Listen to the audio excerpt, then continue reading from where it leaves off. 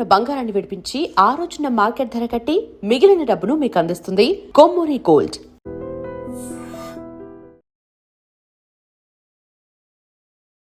నమస్కారం, welcome to I dream. ధర్మ మార్గం విత్ విజిత కార్యక్రమానికి స్వాగతం.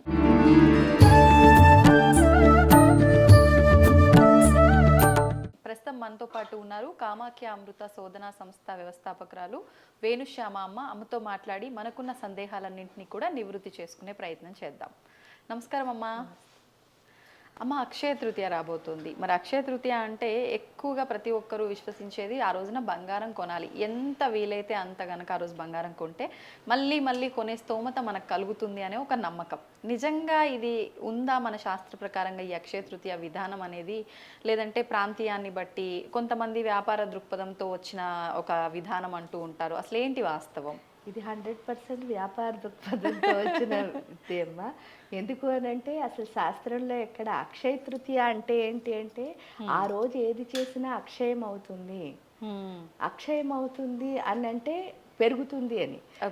కాబట్టి వీళ్ళు ఏంటి అంటే మామూలుగా జనరల్గా ఒక హ్యూమన్ యొక్క లక్షణం ఎలా ఉంటుంది అంటే ఫస్ట్ ఏది కనిపిస్తుందో అదే నిజమని నమ్ముతాం. అవును, అదే నిజమని నమ్మి మన మూర్ఖత్వం ఎంత ఉంటుంది అంటే ఇంకా అది ఒక అంటే అలవాటు కింద మార్చేసుకుని అదే చెయ్యాలి అని చెప్పేసి అనుకుని అంటే లేకపోయినా సరే ఆ బంగారం కొంటే మనకు అక్షయం అవుతుంది. కానీ ఇక్కడ నిజంగా మనం పెంచుకోవాల్సింది ఏమిటి అన్నది మనకు అర్థమైతే మన శక్తి, మన జ్ఞానం అది ఒక్కటి వదిలేసి బంగారం పెంచుకుంటూ పోతే ఏం ఉపయోగం? ఆ హిరణ్య గర్భ సంభూత అన్న ఆవిడ మన ఇంట్లో ఉంటే బెస్ట్ కదా, వెళ్ళి బంగారం కొనడం బెస్టా? అంటే ఆ లక్ష్మీదేవిని మన ఇంటికి తెచ్చుకోవాలి. ఆ తెచ్చుకోవాలి అంటే మనం ఏం చేయాలి? సాధన చెయ్యాలి. ఆ రోజు ఆవిడని అడిగి ఆవిడని ప్లీజింగ్ చేసి, ఎందుకు అంటే చాలా మంది ఫలానా దేవుడు అంటే నాకు ఇష్టం అండి అంటారు. అవును, అది తప్ప రైటా అంటే అబ్బో వాళ్ళకి దేవుడు అంటే ఇష్టంటండి అంటారు. ఇంకొంతమంది గొప్పలు చెప్తారు, నాకు దేవుడితో ఈ అనుభవం ఉంది, ఆ అనుభవం ఉంది. తెలియని వాళ్ళు ఏమవుతారు అంటే అబ్బో చూడు వాళ్ళు అంత గొప్పవాళ్ళు అందుకే అనుభవం ఉంది అనుకుంటారు. కానీ మామూలుగా అంటే నా అభిప్రాయం నేను చెప్తా, ఇప్పుడు దేవుడితో నాకు అనుభవం ఉంది ఉన్నది అన్నది అది ఎవరి ఫీలింగు? మీది. నాది ఫీలింగు. అప్పుడు మీకు నేను గొప్ప చెప్పుకోవాల్సిన పనే ఉంది. ఎందుకంటే దేవుడు అన్నది నిజంగా నేను ఫీల్ అయితే, దేవుడు ఏమైనా వచ్చి రోజు అమ్మ నీకు నేనే ప్రాణం పోసానే, నీకు రోజు ఊపిరి ఇవ్వడానికి ఆక్సిజన్ని నేనే సృష్టించానే, ఆ ఆక్సిజన్ రావాలని చెట్టుని నేనే సృష్టించానే, నేను నుంచి ఆ చెట్టు బతకాలి కాబట్టి కార్బన్ డైఆక్సైడ్ పంపిస్తున్నానే, ఇలాంటివన్నీ ఏమైనా చెప్పిందా అండి దేవుడు వచ్చే వరకు? అంటే గొప్ప ఎవరు చెప్పుకుంటున్నారు? ఏమి లేని వాడే. ఉన్నవాడు ఎప్పుడు ఏం చేయడు అంటే గొప్ప చెప్పలేడు. ఎందుకంటే అది వాడు రొటీన్, అంతే, వాడు చేసుకుంటూ పోతాడు. కానీ మనం ఒక పని ఏదైనా అంటే అది శాస్త్రం కాదు, మూఢనమ్మకం అని అంటారు. శాస్త్రంలో ఎక్కడా కూడా బంగారం కొనాలని లేదు. అక్షయ తృతీయ అంటే ఆ రోజు మీరు చేసిన పని అక్షయం అవుతుంది. కాబట్టి ఏ పనైనా మీరు పనికొచ్చే పని చెయ్యాలి అంతే. నేను అంటే బోల్డన్ని ఎగ్జాంపుల్స్ చెప్పను, ఎవరిని విమర్శించను, కానీ ఒక చిన్న ఎగ్జాంపుల్ చెప్తాను. అదేంటి అంటే మనం తెలివైన వాళ్ళం అనుకుని చాలా చాలా మూర్ఖులం. ఎందుకు అని అంటారా? ఇది నా అభిప్రాయం మాత్రమే, నేను ఎవరిని అంటలేదు, నన్ను నేను కూడా అనుకుంటున్నా.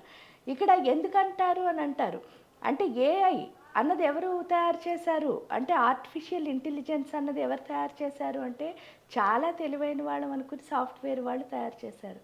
ఆ ఏఐ వల్ల ఇప్పుడు ఉద్యోగాలు ఎవరికి పోతున్నాయి అని ఒక్కసారి ఆలోచించుకున్నాం అనుకోండి, మనం చేసిన పని వల్ల ఏం ఉపయోగం జరిగింది? అంతేగా.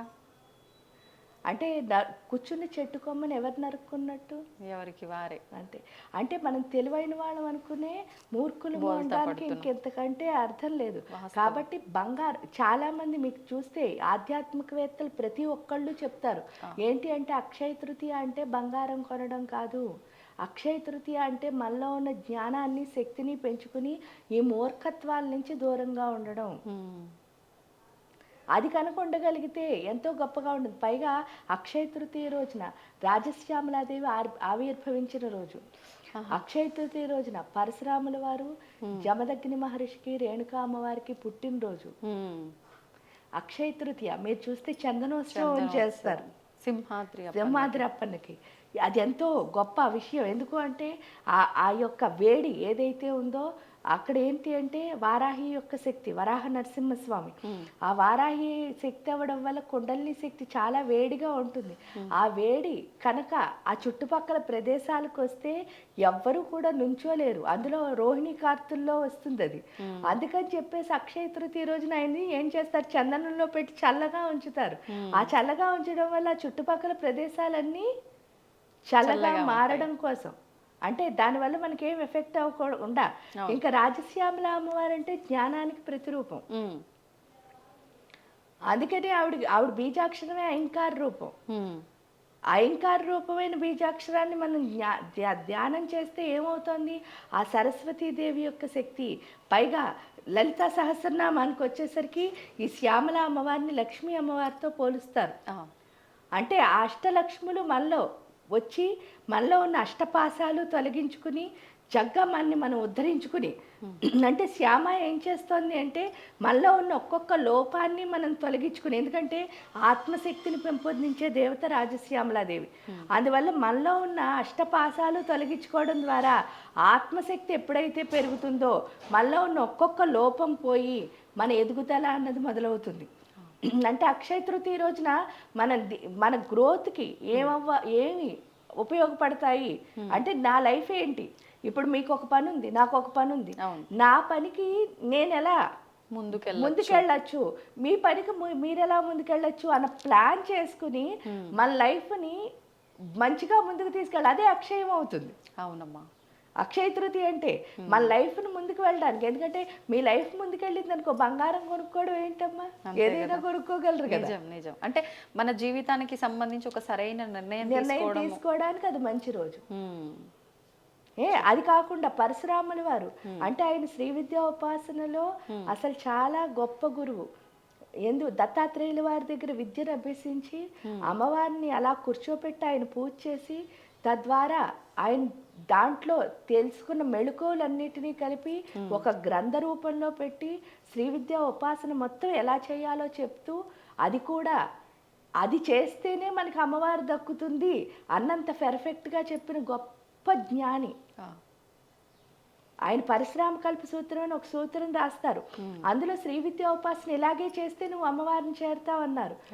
అది ఎంత గొప్పగా చెప్పారు అంటే, ఫస్ట్ గణపతి ఉపాసన చేయాలని చెప్తారమ్మా. ఆ గణపతి ఉపాసనలో ఉన్న గొప్పతనం ఏమిటి అని అంటే, మీరు గణపతి ఉపాసన ఎందుకు చేయాలి అంటే, కుండలిని అనే శక్తి మూలాధార చక్రంలో ఉంది. ఆ మూలాధారానికి అధిపతి ఎవరు అంటే గణపతి. ఈ ఒక్క ముక్క చెప్తే పరశురాముల వారు ఎంత గొప్ప అయినో మనకు తెలిసిపోతుంది. ఆయన ఎంత గొప్ప అయినో మనకు అర్థమైనప్పుడు ఆయన జన్మతిథి రోజున మనం ఎలా ఉండాలో మనకు తెలుస్తుంది. అవును, అది ఆయన ఫస్ట్ గణపతిని ఎందుకు ఉపాసించమన్నాడు అని అనుకున్నప్పుడు అందరూ ఏమనుకుంటారంటే, శ్రీ విద్య ఉపాసన చేయాలంటే విఘ్నాలు వస్తాయండి, విఘ్నకారకుడు గణపతి కాబట్టి గణపతి ఉపాసన చేయాలనుకున్నారు అనుకుంటారు. కానీ అది కాదు. అక్కడ కుండలిని శక్తి అమ్మవారి రూపంలో ఏంటి, 3 చుట్లు పావులా పడుకుంది మూలాధారంలో. పడుకుని ఉంటే గణపతి డ్యూటీ ఏంటంటే, మూలాధారానికి అధిపతి అంటే ఆ నిద్రపోతున్న కుండలిని ఎనర్జీని ఎవరూ లేపకుండా కాపాడడం. అంటే అది ఎప్పుడు పడుకునేటట్టు చేయడం. అలాంటి స్థితిలో ఈయన ఏం చేశారు అంటే, పరశురాముల వారు గణపతి ఉపాసన చెయ్యి అన్నారు. ఇప్పుడు మీరు శివుడు ఉపాసన చేసినా, క్రియాయోగా చేసినా, సిద్ధి సమాధి యోగా చేసినా, లేకపోతే సుబ్రహ్మణ్య స్వామి ఉపాసన చేసినా, విష్ణుమూర్తి ఉపాసన చేసినా, ఆఖరికి అమ్మవారి ఉపాసనే చేసినా, ఏ ఉపాసన చేసినా కుండలిని శక్తి అన్నది మేల్కొంటుంది. కానీ అక్కడ కూర్చున్న గణపతి పని ఏంటి అంటే దాన్ని పడుకోబెట్టడం. అందుకని ఆయన ఏం చేశారు, గణపతికే కనుక ఉపాసన చేస్తే, ఆయన కనుక లేపారు అంటే ఆ కుండలిని ఎనర్జీని ఇంక ఈ సృష్టిలో ఎవ్వరూ ఏం చేయలేరు అంటే పడుకోబెట్టలేరు. ఎందుకంటే మన సాధనలో చాలా ఇంపార్టెంట్ కుండలిని ఎవేకెనింగ్. ఆ ఎవేకెనింగ్ అన్నది ఆయనతోనే చేయించారు మన పరశురాములు. అంటే అంత గొప్ప జ్ఞాని. ఆయన తీసుకున్న రాజశ్యామల అయినా, వారాహి అయినా, లలిత అయినా అన్నీ కూడా అదే ప్యాటర్న్లో మనం ఆ యూనివర్సల్ మదర్ లలితా పరమేశ్వర్ ఆది పరాశక్తిని చేరడానికి, అది కూడా చాలా చాలా ఈజీగా, క్విక్గా, తొందరగా, మనకి ఏదైతే అన్ని ఇన్స్టెంట్గా అవ్వాలో అలా ఇన్స్టెంట్గా మనం చేరడానికి స్వామి ఒక్కొక్కటి సహాయం చేశారు. అంత జ్ఞాని. మరి అప్పుడు ఆయన పుట్టినరోజు నాడు మనం ఆ జ్ఞానాన్ని కదా సంపాదించాలి. అవునమ్మా. మనకంత తెలివితేటలు లేవు కదా. అందుకనే ఏమంటారు చాలా మంది వచ్చి శ్రీచక్రోపాసన చేస్తే చాలకండి, శ్రీ విద్యా ఉపాసన అంటే ఎందుకండి పరశురాముల వారు ఇవన్నీ చేయమన్నారు, కుదరదు అని అంటారు. కానీ కుదరదు కాదు, అది కనుక మనం చేస్తేనే చాలా తొందరగా అమ్మని చేరగలం. లేకపోతే కష్టంగా చేరతాం. కష్టంగా చేరకుండా ఈజీగా చేరే మార్గాన్ని కనుక్కున్నాడు పరశురాములు. కాబట్టి అంత గొప్ప గురువు పుట్టిన రోజు, అంత గొప్ప అమ్మవారు పుట్టినరోజు, అప్పుడు మన జ్ఞానాన్ని శక్తిని సంపాదించుకుంటే మన లైఫ్ అంతా బాగుంటుంది. ఆ రోజు చేయాల్సిన పని ఏంటంటే నా లైఫ్కి ఏది ఉపయోగపడుతుంది, నేను ఏది ప్లాన్ చేసుకోవాలి, నా లైఫ్ని ఎలా మార్చుకోవాలి, నేనేం చేస్తే అక్షయం అవ్వాలి. ఇప్పుడు చదువుకుని పిల్లలు ఉన్నారు, ఆ రోజంతా కూర్చుని చదువుకోవాలి. సాధన చేసేవాళ్ళు ఉన్నారు, ఆ రోజంతా కూర్చుని సాధన చేసేవాళ్ళు ఉండాలి. సపోజ్ కెమెరా వాళ్ళు ఉన్నారు, ఆ రోజంతా వాళ్ళు కెమెరాలో మెళకువలు నేర్చుకోవాలి. సపోజ్ యాంకర్లు ఉన్నారు, వాళ్ళు ఎలాంటి ప్రశ్నలు అడగాలి అని వారు అంటే దానివల్ల మన లైఫ్ గ్రో అయ్యేది అవ్వాలి. అది అక్షయం అవ్వడం అంటే అంతే తప్ప దీన్ని తెచ్చుకుని ఇంట్లో పెట్టుకుంటే మన లైఫ్ గ్రో అవుతుందా అని ఒకసారి ఆలోచించుకోండి. నిజం. అప్పుడు అక్షయ తృతీయ అంటే అర్థమైపోతుంది. కాబట్టి ఇలా ఉంటే మాత్రం తప్పకుండా ఆ అక్షయ తృతీయ అన్నది అర్థవంతంగా మన జీవితాన్ని చాలా చాలా ముందుకు తీసుకెళ్తుంది. ఆ ముందుకు తీసుకెళ్లే మార్గంలో ఉండాలి తప్ప వెళ్ళిన చోట ఆగిపోయేటట్టు ఉండకూడదు. కరెక్ట్. మీరు 1 కేజీ బంగారం కొన్నారనుకో, ఆ కేజీ బంగారంతోనే ఈ సంవత్సరం అంతా ఆగిపోతారు. అదే కనుక ఇలా వెళ్తే ఈ సంవత్సరంలో మీరు బోల్డ్ కేజీలు బంగారం కొనుక్కోవచ్చు. కరెక్ట్. అది అర్థమైతే మనం ఎటు వెళ్ళాలి అన్నది మనం అర్థం చేసుకుంటాం. ఇంకా ప్రశ్న వాళ్ళకే, జవాబు వాళ్ళకే. అంతే, నిర్ణయించుకోవాల్సింది వారే. ధన్యవాదాలమ్మా.